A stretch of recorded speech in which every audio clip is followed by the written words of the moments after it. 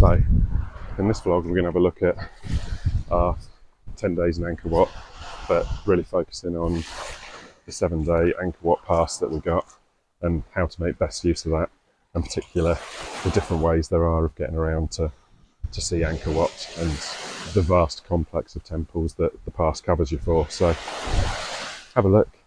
There will be still quite a bit of shots of the temple because they are incredible, but we really focus on the methods of getting around and what we thought.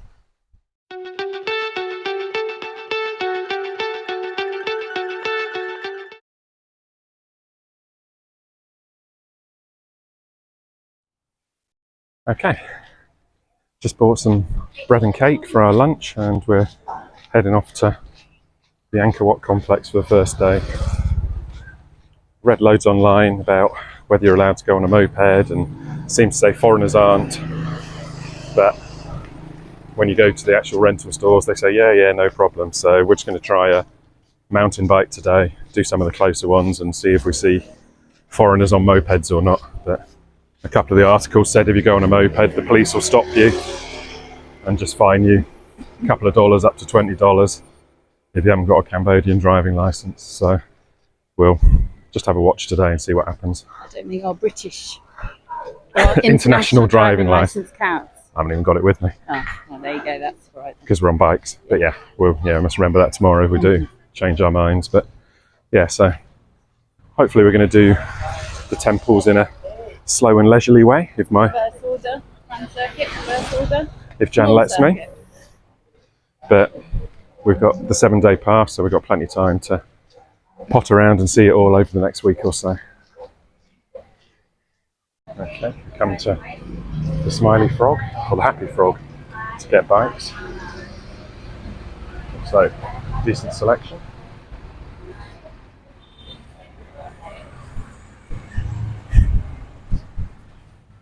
Hello. Hi.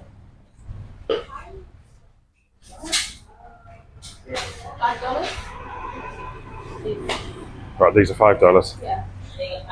Look alright. Okay, got the bikes and braving the Siem Reap traffic. I think it's about 7k to get to the start of the temples. So a little bit of a cycle to get us going. It's quite nice with a bit of a breeze and the traffic unstopping.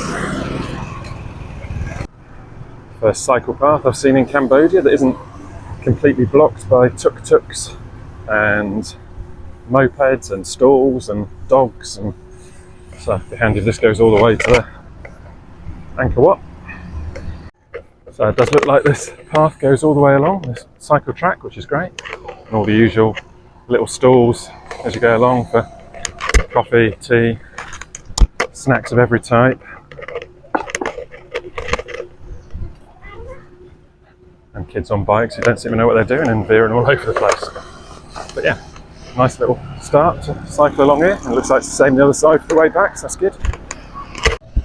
Hey, there's a tiny bit that was not a cycle trail, but we're now, oh god, slightly bumpier cycle trail through the woods, which is nice away from the traffic. Does seem quite busy as it's a Saturday, but I imagine it's probably always busy as before. Okay, bikes have made it to the first temple after a wrong turn, a closed road, and we've made it to the first one. Very hot and sweaty, but it's quite good fun cycling. Might not be saying that by 6 o'clock this evening, but yeah, this is our first temple. This is the Craven Temple, early 10th century.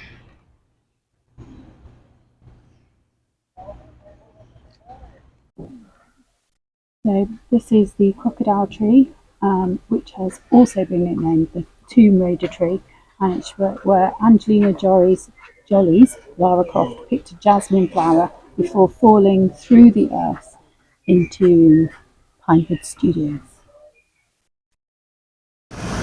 Popular spot for wedding photography for the locals as well as all the tourists.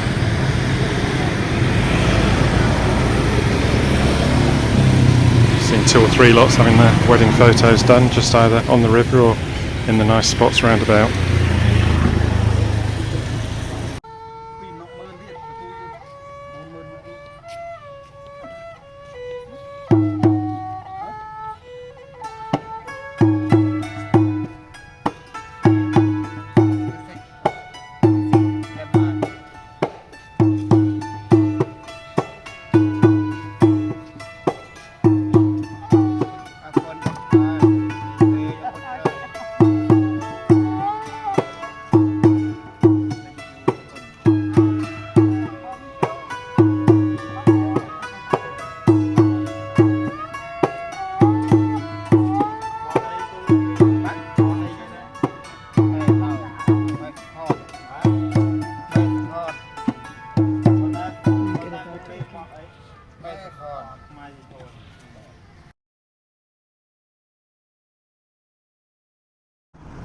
Gary gave us his best bikes for $5 instead of the $8 he quoted us yesterday. So, but if you do anything to him, you get charged through the nose. So we'll have to be a bit careful with them.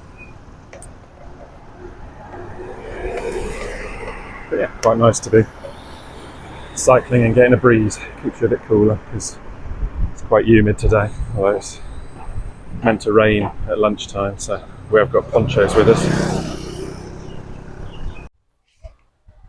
Okay, we decided this morning our legs and our bums could stand another day on the bikes. So we've got the bikes again, and we're just going to do the Bayon complex of temples today.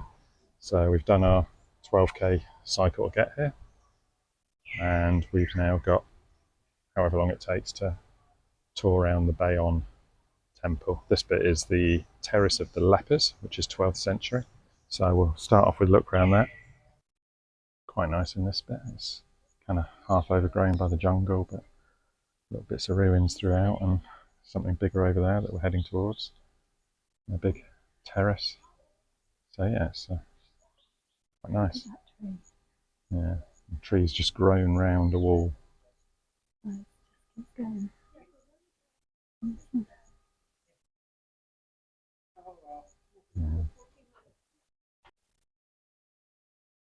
We've just come across Bayon Temple, which is known as the world's largest jigsaw puzzle, because before the Civil War, the Bayon was taken apart piece by piece by a team of archaeologists, but their records were destroyed during the Khmer Rouge regime, and it left them with 300,000 pieces of stone to put back together. And you can really see it. You can see why they called it a jigsaw. After years of research, the temple has been partially restored. Okay, made it to the main Bayon temple after a little break for a drink and a pineapple.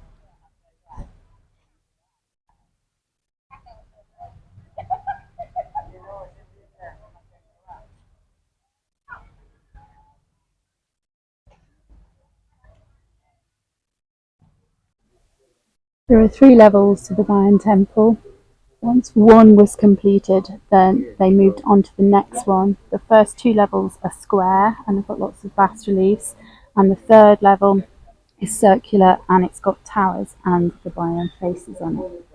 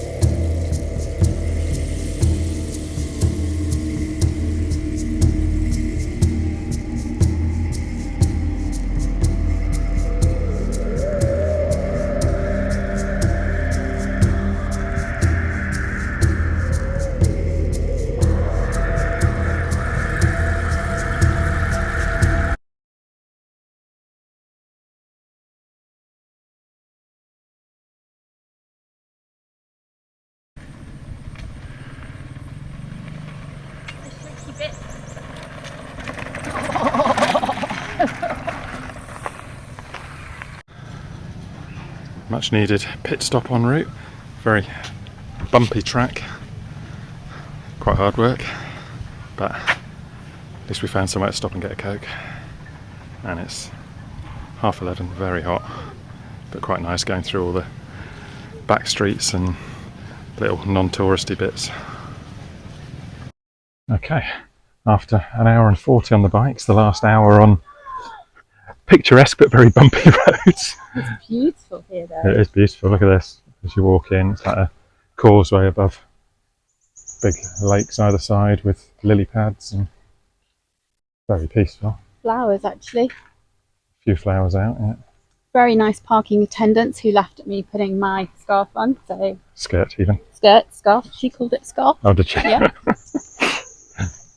Oh, well, there you go. This is Bakong Temple, which is the largest of the Rulos Group of temples, built before the Angkor Wat ones, and they were dedicated to Shiva. And it's a pyramid temple like a couple of the others that we've seen, that has a representation of the universe, with Mount Meru being the central temple thing in the middle. And looks pretty well preserved. Even well, I assume that was an elephant on the. So let's have a zoom in to the elephant. There's an elephant. Looks a bit like a bear because he's lost his trunk, but actually. There are meant to be elephants here.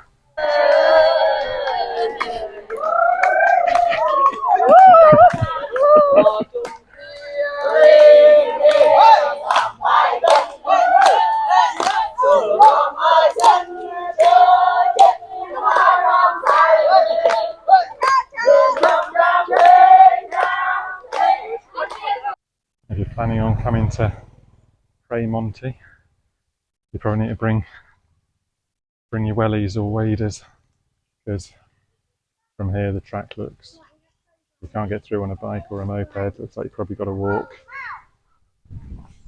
So we're going to give that a miss unless we can find an entrance around the other side. Plan B, back to the third temple, whatever that one was called. So we'll go back past the first one again and in the other direction. So hopefully that one will be more accessible.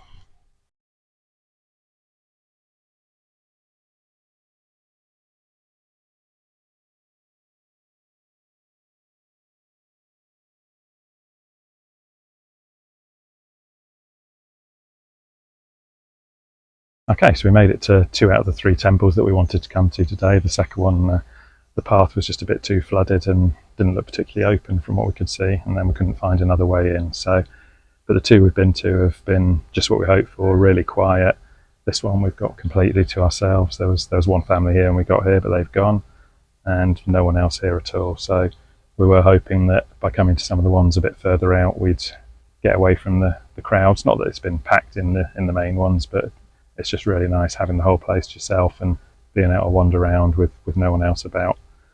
The ride out here is really nice as well. We did choose to come the back roads, which meant they were very bumpy and very slow, but also means you get to see the real sort of countryside and the way people live out here. And everyone is just so friendly. Lots of people waving and shouting hello as you go past, and all the kids very friendly. Quite a contrast to Laos in that there's none of the sort of begging and asking for money that we came across in Laos, and most of the children here, or a lot more of the children here, seem to be in school uniform and actually go to school compared to Laos. So whether that's a difference in how they do school here or whether it's just a little bit more affluent, I'm not sure. We'll have to have a look and see if we can find out. But been a really nice morning so far. We'll probably go back on the main road, just so it probably take about an hour instead of an hour and a half cycling back. And we're just trying to decide whether to go to the 4th temple in this area, but that's kind of over the other side of the main road a bit. So might get a drink and have something to eat and see whether we fancy doing that, or whether we just want to head back into Siem Reap and have something to eat there and get a massage or do something else. Is calling. The pool is calling. It is very hot, as we knew it would be, but a nice dip in the pool sounds good too.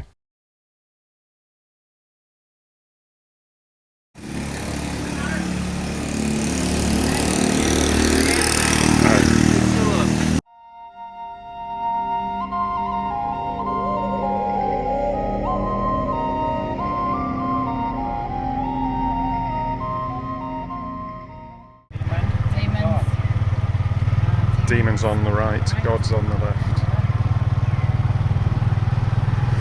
I think the demons are doing better than the gods. There's more heads remaining. There are. Thicker bases.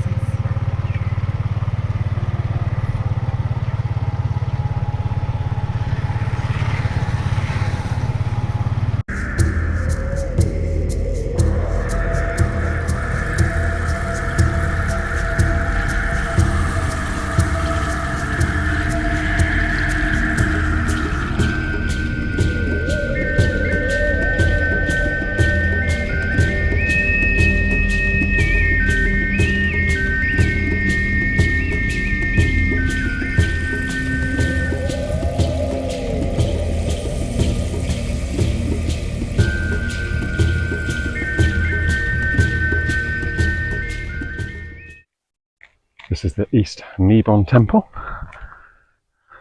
Quite a similar style to the previous one, another Hindu one.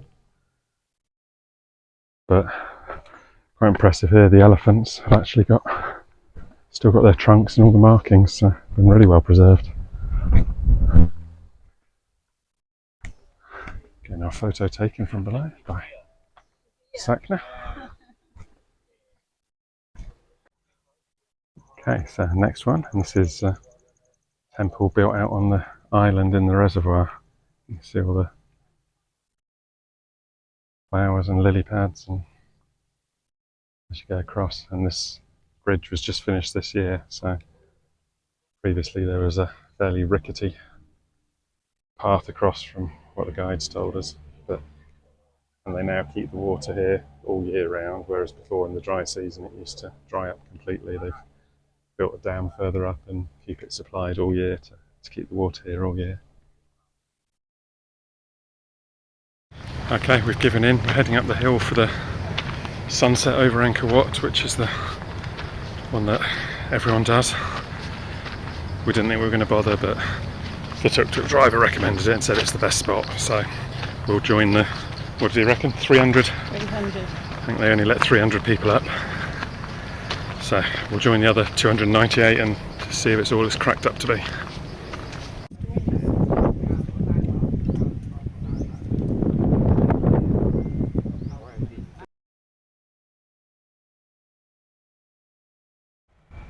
After a lazy day yesterday where we only made it out of the hotel for food, we're heading off to hire a moped from, is it Happy Frog? Smiley Frog, where we've had our bikes from. And we're going to head to a couple of the more distant temples that you still get covered under the Angkor Wat Pass, and to a waterfall as well. Oh, trying not to get run over on the way. So yeah, it's should be a nice drive out there, as long as it's not on the main road. And then hopefully a bit of a swim at the waterfall as well, which should be pretty good because there's been plenty of rain recently. Okay, Smiling Frog rentals. So we've had their mountain bikes and they've been pretty good, so today it's a scooter. Hopefully she'll do us a good price.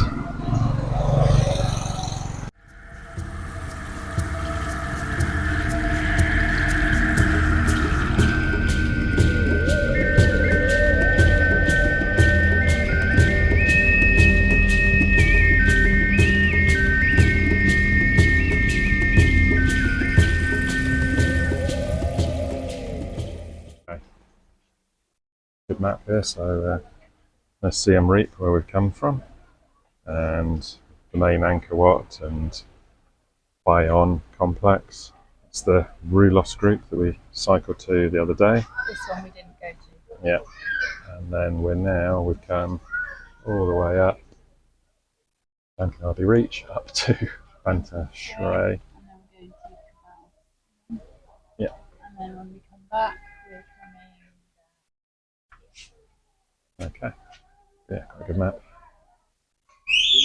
Cool. There's a good story around this carving that says that in the middle is dancing Shiva, and Shiva didn't normally dance, but the lady who is to the left sitting down, you can see with all the ribs, she was once the most beautiful lady in the world, and she was wanted by lots and lots of men, so she decided that if she chose one, that there would be lots of war and there would be problems afterwards. So she asked Shiva to dance and take away her beauty, at which point nobody would want her, and so there would be no wars. So that's why Shiva is dancing for 2 minutes and then takes away her beauty, and she turns into an old, skinny woman who's not beautiful anymore. I've seen quite a few of these, and basically the water comes down and over the male bit, which is the middle, and then around the female bit, and then down the spout. And the Hindus believed if you washed in it, it would make you pure. And there's lots of them throughout all the temples, but this is probably the most complete one. that we've seen. I'm miles behind on my ice cream for every temple, but I'll try and catch up today. We only got 2 temples, so I might go for 3 or 4 ice creams today, I think, because it's can't beat a pineapple on a stick when you're a bit hot and sweaty and a little bit hungry and need a sugar boost.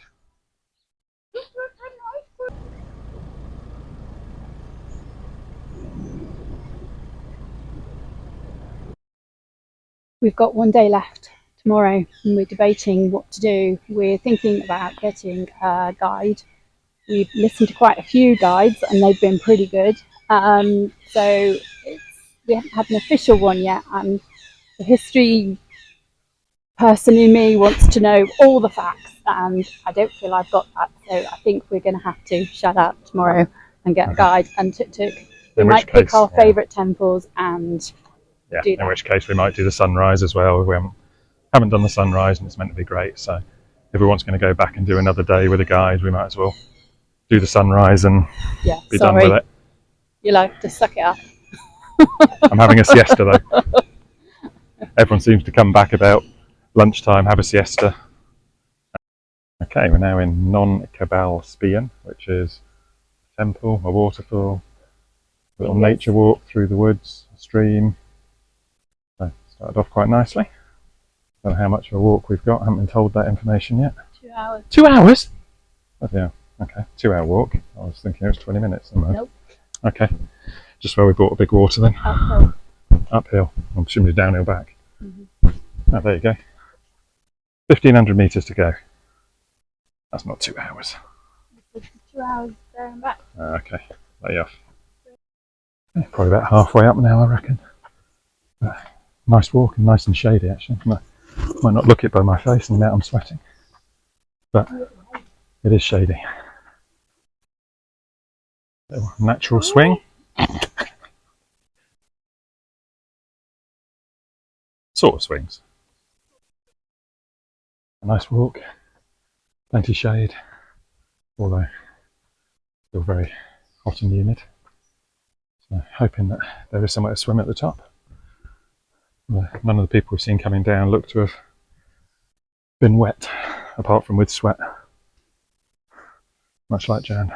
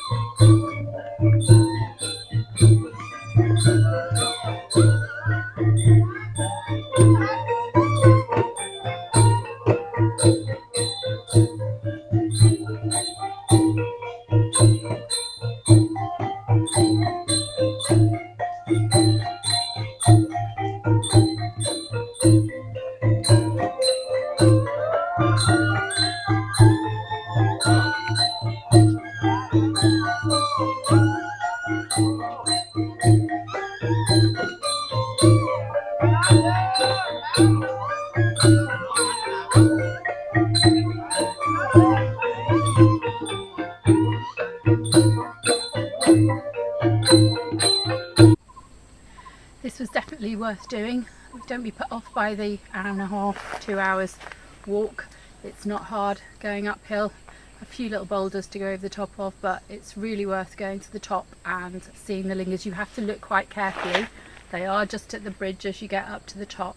So really go round both sides and look, because it depends which way the light is to how easily you can see them. And then do walk down to the waterfall, because that was really beautiful, but mosquito city, so beware, but really worth it.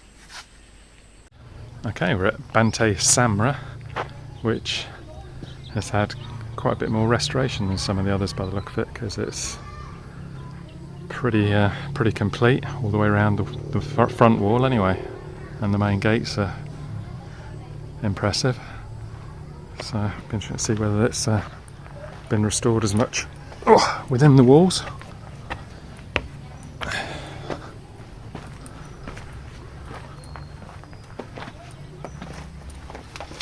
Looks like it probably has.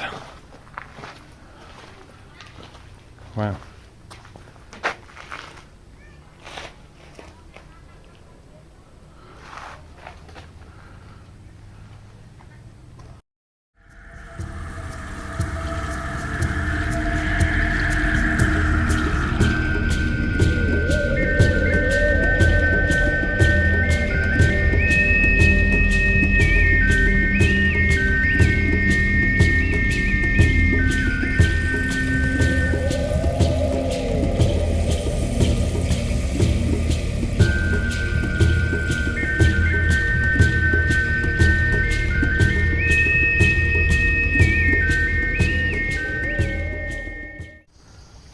Impressive causeway to the east, heading back to the temple. Still more renovations going on here.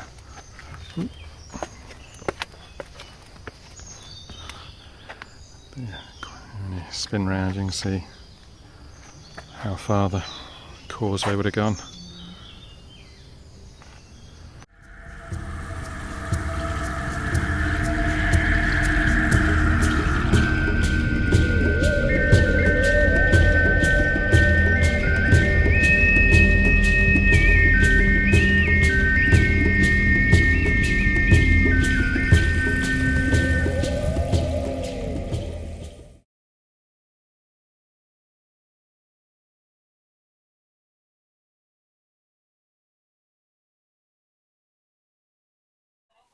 So inside the temple, we have a 4 library. Includes together, we have a 6 library.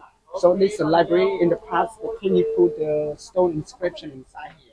He put a stone inscription inside here, or like nowadays we have a book, but 1,000 years ago we don't have a book. We just wrote on. We can wrote on the stone inscription, and we wrote on the tree leaf, cow skin, buffalo skin, something like that, and they put those inscriptions inside this building. But later on, all of those was destroyed by civil war, destroyed by nature, because the skin or the tree leaf it has no high quality. 100, 200 years later, it's gonna broken by nature, and the mostly it was stolen by thieves. Okay. Yeah. Yeah. I suppose the damp air doesn't help everything to rot. Yes. King he used this place for put the bodies, meaning someone after they dies, and then they took those bodies, keep inside here maybe 1 week or 2 or 3 days, and then after that they took this, they took the bodies from here to burn their bodies inside here. Yeah, inside this tower. Yeah, so it's got the vents. Yeah. Yeah. Made a mistake. They cut that section out and put a new stone in and continued carving, but they've fallen out now. So they did make mistakes. Stolen by thief. Oh. Yeah. So if you want to find their hair, you can check in the UK Museum, France Museum, United States Museum. Yeah, probably. Yeah. One day, my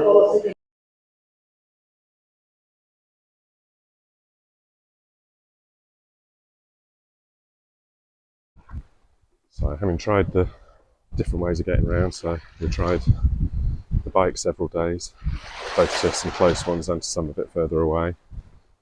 We tried the moped, just to some of the real distant ones, and then we had a tuk-tuk with a driver who knew a bit about it but wasn't a qualified guide, and then we had the tuk-tuk with a qualified and trained guide, so tried all the ways. Using the tuk-tuk without a guide was, I guess it was okay. It comes down to how much you want to know about the temples. So he knew a reasonable amount, he knew a bit of the history, but he was a bit cautious because only official guides are meant to be allowed into the temples with tourists.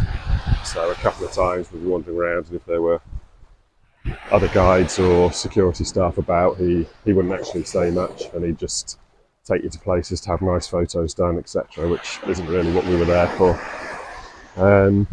In terms of the amount of history, it's probably just about enough for me. But Jan likes getting a bit more detail, understanding a bit more of what's going on, so probably not really what she was after. The tuk-tuk with the guide we did on our last day in Siem Reap, because we decided we hadn't found out as much as we wanted to know. So we decided to give it a go with a guide, so the hotel arranged that for us. And he was excellent. I mean, they go to university to learn this stuff. They spent years learning it, and he really knew his stuff. So very informative, really good. I think probably would have been better if we'd done it an earlier day rather than leaving it till the end, because then we'd have known a bit more what we were looking at in the other temples we went to on our own.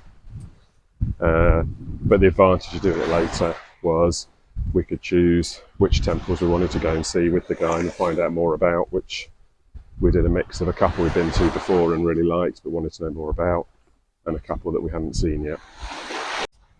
That said, if you do have 7 days, the 7-day pass like we did, then I think a mix of the different types of ways of getting around to see it is good.